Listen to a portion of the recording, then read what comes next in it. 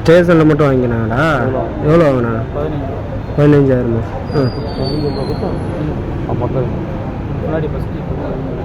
முன்னாடி 10 இப்போ ஒரு 5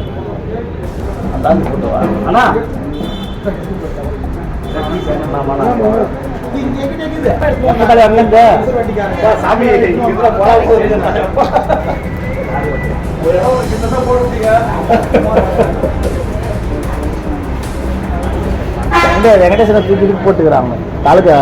இல்லை, இது எதனா செலவு அங்கே இது பண்ணுமா ஆர்டி ஆஃபீஸில்?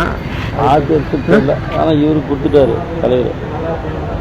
ஸ்டேஷனில் மட்டும் வாங்கினாங்களா? எவ்வளோ வாங்கினா? 15,000.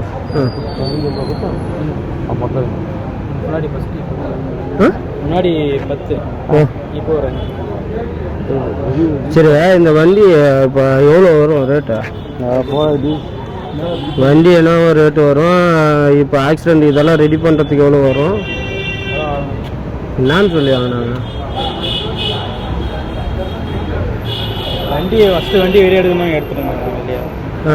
அது வந்து ஆப்போசிட் இருக்கிறவங்க இறந்துட்டாங்க. அது அவங்க மேலே தான் தப்பு. அவங்க ட்ரிங்க் அண்ட் டிரைவர்.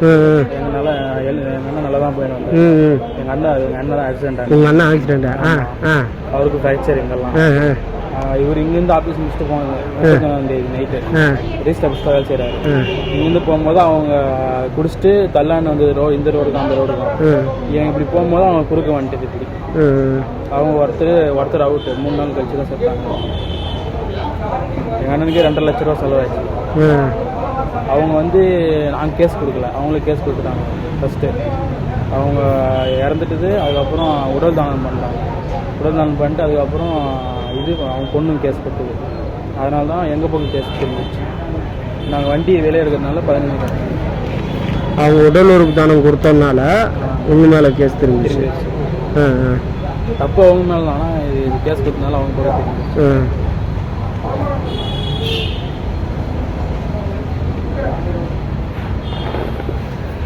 சரி, இப்போ எத்தனை போய் காமிச்சு எத்தனை போ? அதான் வண்டி வருது எத்தனை போகிறது.